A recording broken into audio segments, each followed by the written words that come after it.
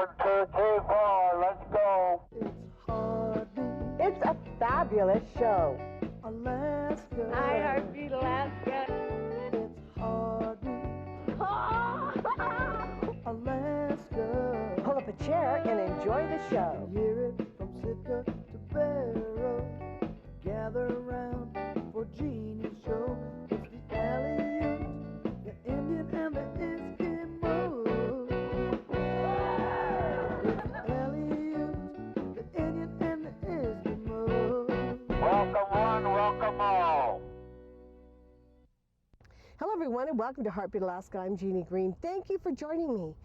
Today we travel to Aleknagik, Alaska.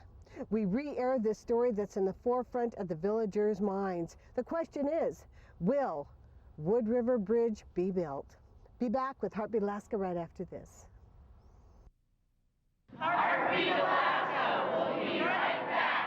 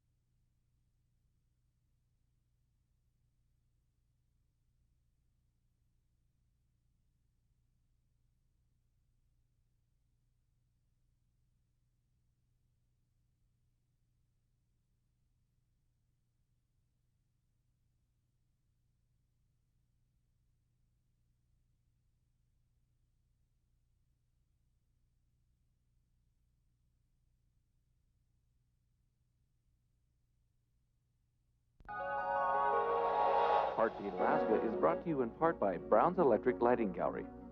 Thank you, Brown's Electric, for your generous support of Heartbeat Alaska. Heartbeat Alaska is also brought to you by Frontier Flying Service. Thank you, Frontier, for getting Heartbeat Alaska airborne.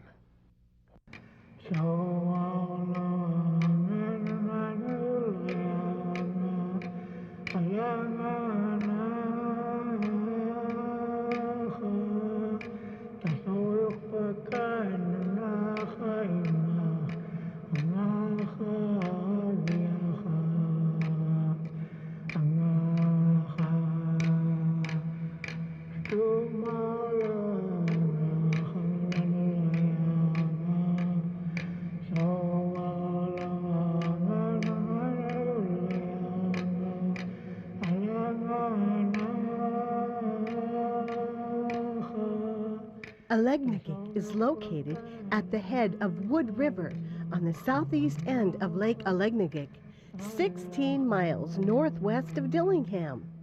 Wood River and Lake Aleknagik have been used historically as summer fish camps. It's really pronounced Aleknagik. In the winter, sometimes it gets really foggy. I guess in the old days, when it was foggy, you know, the people going up Illutsik would end up going up this river here. The name Aleknagik means wrong way home, and it's people that lived on the Illutsik River, you know, would get lost in the fog and start ending up coming up the Wood River, and so, you know, that's how it got the name of wrong way home. At first, there weren't that many people. There were just a very few families that were living here. You know, when I was growing up, there were people living up, you know, at the end of the lake. There's a few families here. I guess it was found by the Smiths, Ray Smith, and the Moodys that are living here now. I think that Aleknagik had native communities here. There's different sites right here where the Mission Lodge is, and there's sites downriver and up in the park or up in the upper lake. And these are sites with artifacts and things. So there were native people here. And I think probably during the flu epidemic is when, you know, they got, you know, depopulated. By 1939, Aleknagik had 78 residents, over 30 buildings, and a small sawmill. In the late 1940s, a Seventh-day Adventist mission and school was established on the North Shore. During the 1950s, a Moravian church and a Russian Orthodox church were built in Aleknagik, and over 35 families lived along the lake. In 1959, the state constructed a 25-mile road connecting the south shore of Aleknagik to Dillingham. This road today serves much of the community as the main means of traveling to Dillingham. To all who visit Aleknagik, this Yupik Eskimo village of a little over 200 people, it seems like the perfect little community, nestled on the shores of the pristine Lake Aleknagik, the perfect weekend getaway. For those who enjoy sports fishing, it's exactly that. In fact, there are a few privately owned fishing lodges that stake claim to some of the best fishing worldwide. However, for the residents of this tiny community, there are challenges that many of them face on a daily basis. Yeah, Aleknagik is on a lake and river system, so we're spread out between the North Shore and the South Shore. And there's also an island with several houses on it. And we are connected to Dillingham by a 22-mile road, and people can, well, from the north side, they go by skiff, you know, to the South Shore, and then drive to Dillingham for supplies and things. With the road being built on the south shore of Lake Aleknagik, those who live on the North Shore have the task of getting back and forth across the lake. There's a fire truck and a health clinic on each side of the lake, but there's no store in Aleknagik, which means residents must travel the 25 miles to Dillingham to shop for food and supplies. This time of year, I'd get on my four-wheeler, load up everything I need for my skiff and for my trip to town, take it all down, load it all in the skiff, take the skiff across the lake to the South Shore, pack everything up, load it in my truck, drive the truck down the 20-some miles of dirt and gravel road, and finally a few miles of pavement into Dillingham, get whatever I need, and then reverse the whole process. So it's an ordeal to go get supplies. Although the hassle of commuting across the lake for supplies is a concern of many of the locals, the biggest concern is the safety of the residents. You see, the elementary school is located on the North Shore of the lake, and high school students must travel to the South Shore. We have a little bit more residents on North Shore than South Shore. And we have high school students that have to cross the lake every morning on North Shore just to catch a school bus to Dillingham High School. And then we have South Shore elementary students that have to cross the lake just to go to elementary school on North Shore. On the South Shore, we have 5 that come to school here, but we have several kids that live on this side, 6 or 7, 8, that attend high school in Dillingham, and so we're also responsible for transporting them across the lake to catch the bus from Dillingham City Schools. For one thing, they have to get up quite early in the morning and travel in oftentimes pretty nasty conditions just to catch their bus, and a lot of times they'll get over there and the bus isn't able to even get out here, and so we end up retrieving them. And you know, sometimes they spend a good deal of time out in the cold and the nasty weather to no avail. I think that's a concern for the whole community, that the kids are crossing and they're, you know, they're going daily, which means in all different types of weather. And, you know, when it's a blizzard or, you know, what's going on out there, these kids are trying to get to school. And, you know, they do have a lot of days where, you know, they just can't get there, and they have to stay home, so they miss school. I know there's been times where it hasn't been safe for kids to go across the lake to catch a school bus, and they've missed a lot of school because of that, and it hurts their education. If they miss too much school, it's hard to catch up. And so they fall behind. And that's a deterrent to even try to catch up.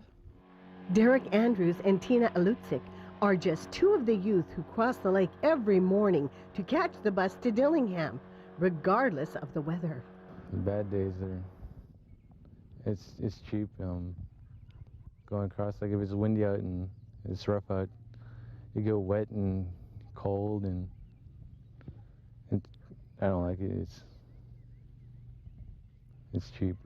I don't enjoy it. Get wet. Get our feet wet. And it's cold. Always takes a while to get the motor started, and you're just sitting there and you start shivering. It's a little too cold. One of our elders that was crossing the lake fell in. Her life was saved because someone was taking a steam and they heard her yells for help from the lake. And, you know, then of course our first responders team, and with the help of local citizens, she was able to live another day. Unlike so many others, not only my mother and her brother, but also my cousin fell in with a snow machine. My Uncle Paul drowned with the skiff. He turned over with the skiff and he drowned not too far from here. And there's been many others that have passed on here. And just recently we also had another young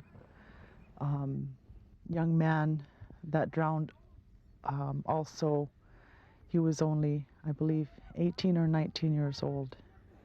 That recently drowned too. Every year, people die out here crossing this lake. People died last year, people died this year, and people will die in the future, and we've been lucky it's not been our school kids, you know, traveling to or from school, but odds are eventually it will be. And, you know, it would be nice to not have that as a concern. Well, we had the number of the drownings, you know,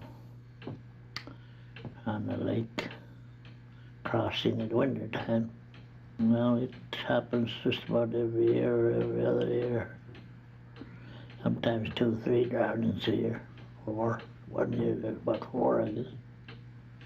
Even us, you know, we had close calls in the storm out here.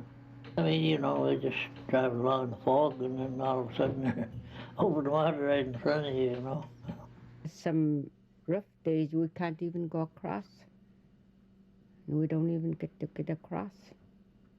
So rough out there. You have to be very careful. For example, if you don't have the weight that you need when it's really windy, you may very well flip your boat over.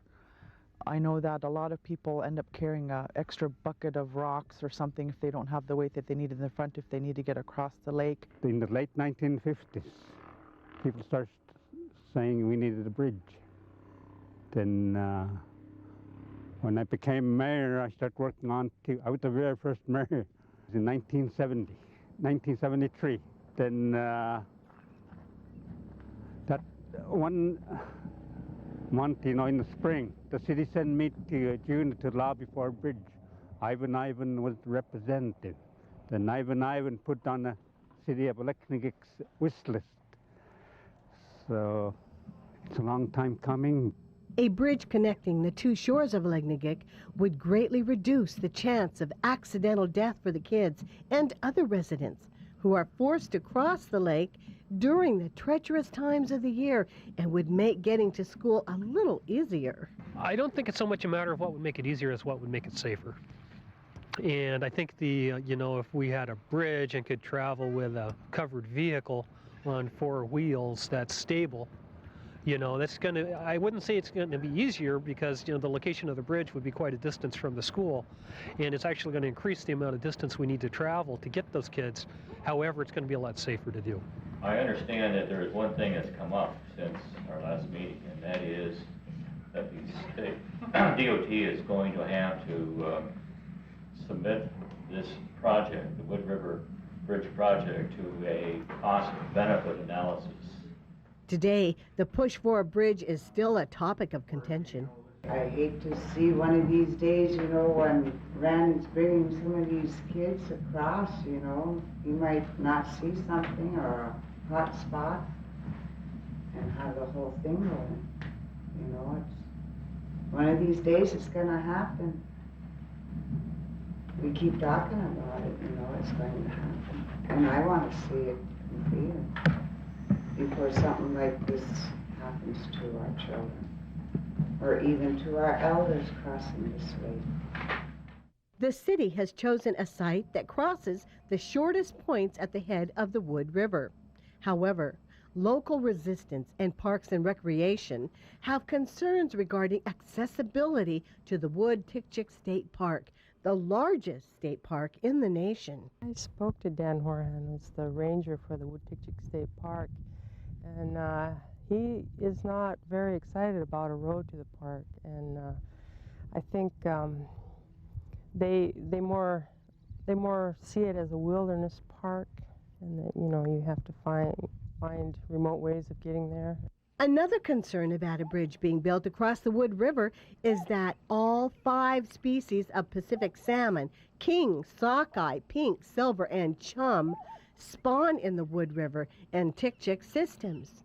A bridge could have adverse effects on the return of these species of salmon as they make their way up the Wood River. Recently, the Alaska Department of Transportation and Public Facilities, in cooperation with the Federal Highway Administration, conducted an environmental assessment to determine what the overall impacts to the wetlands and environment would be if a bridge were constructed at the head of the Wood River.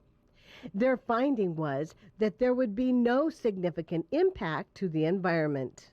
The concern of some lodge owners is that road access could possibly diminish the appeal of certain lodges that are currently accessible only by boat or plane.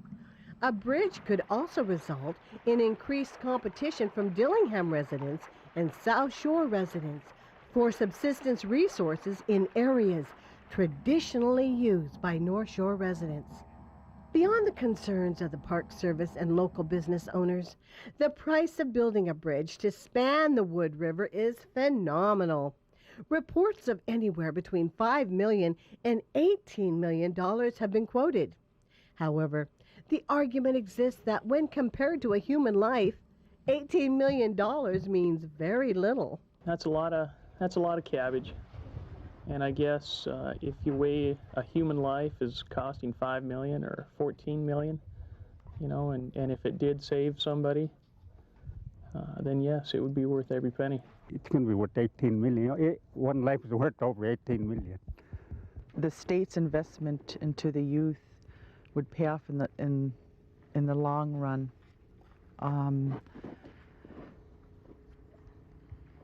Isn't it their responsibility to invest in our youth, to make sure that they live in a safe environment and that they can get the education that they need? Hello from Aleknagik. Flying in Alaska? Fly Frontier, the official airline of Heartbeat Alaska. Frontier is expanding again. They've added new routes to Nome, Kotzebue, and the surrounding villages. As you can see, Frontier is now really covering Alaska. So the next time you fly, try Frontier. Frontier offers quick, convenient check-in, low fares, and service direct to many of the villages.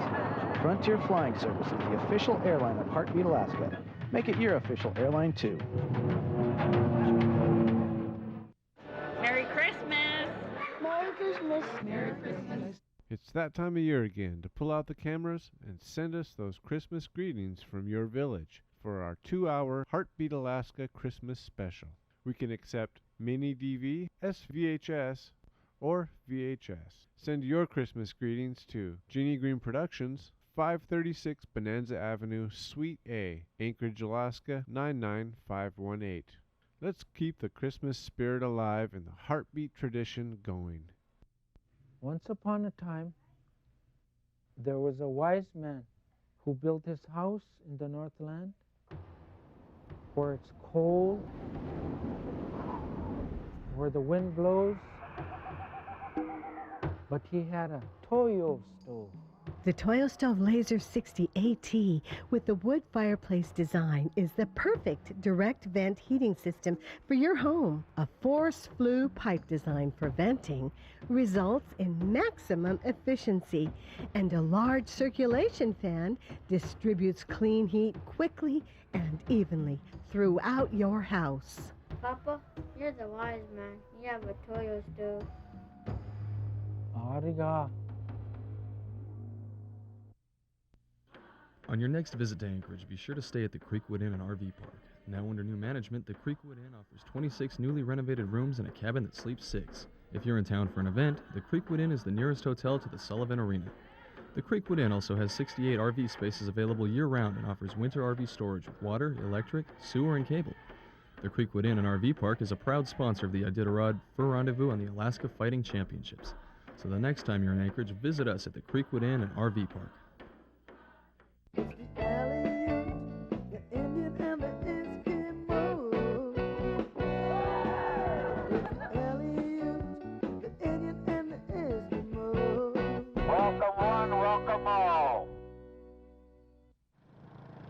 As the people of Aleknagik try to convince the state of the importance of having a bridge that would connect both shores, the children and residents of this tiny village take their lives in their own hands every spring and fall, crossing a lake that has taken many lives in the past. Although some locals of the area see a bridge as an invitation to trespassers and vandalism, many community members see the bridge as a way to boost the economy of Aleknagik while ensuring the safety of their people as they cross the lake. What I would like to see happen, and that is I'd like to see the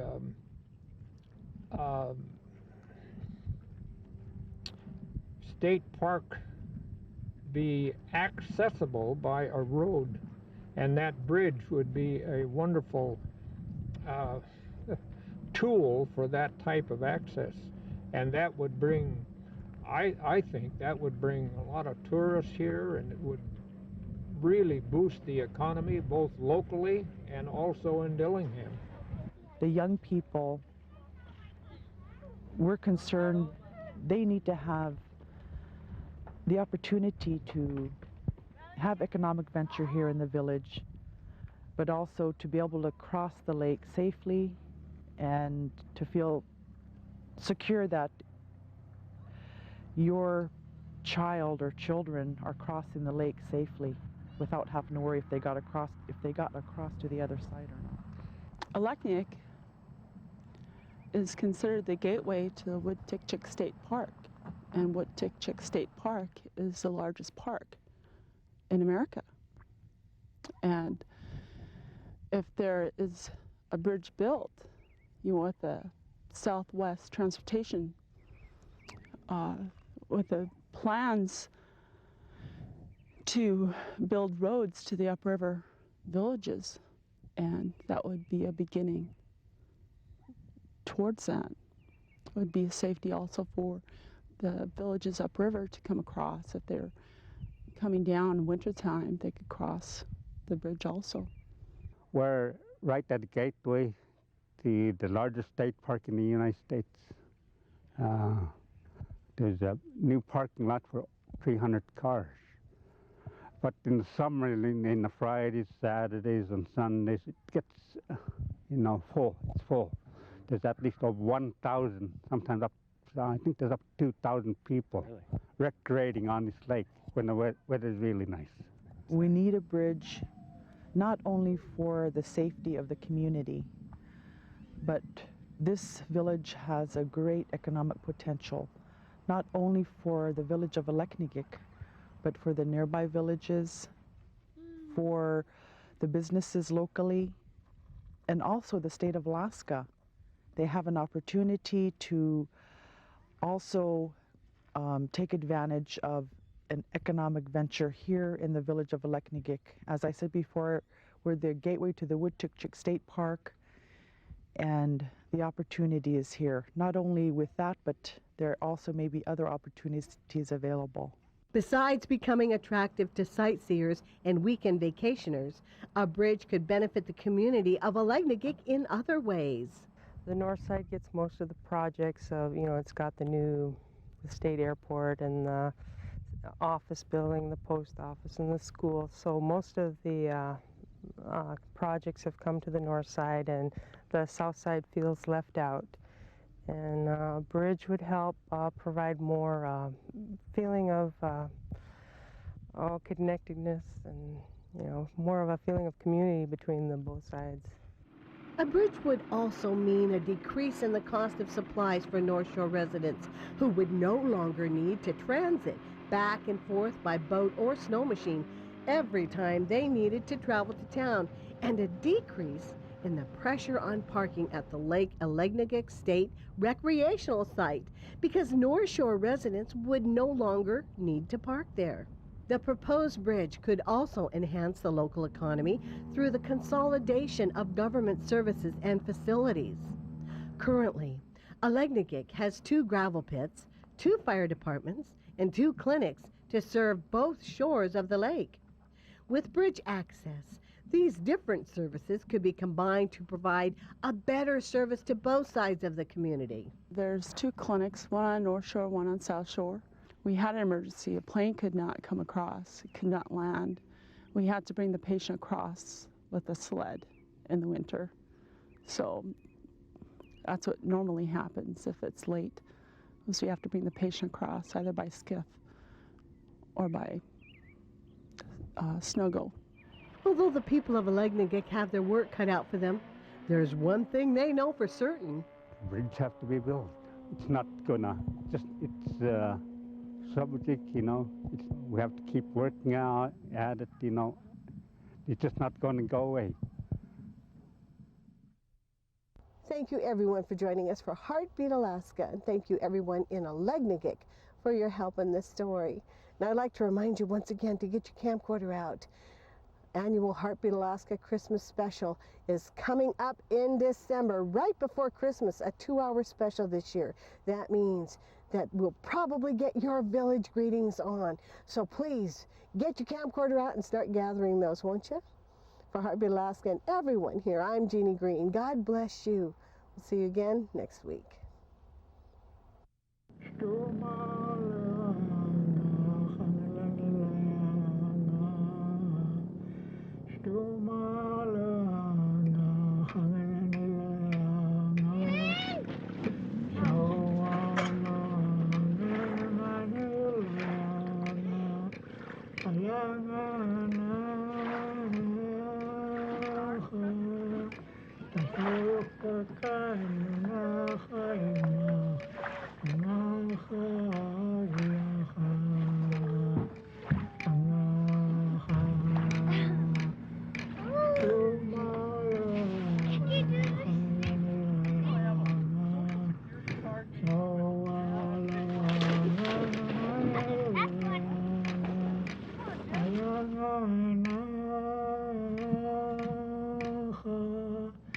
That's all you're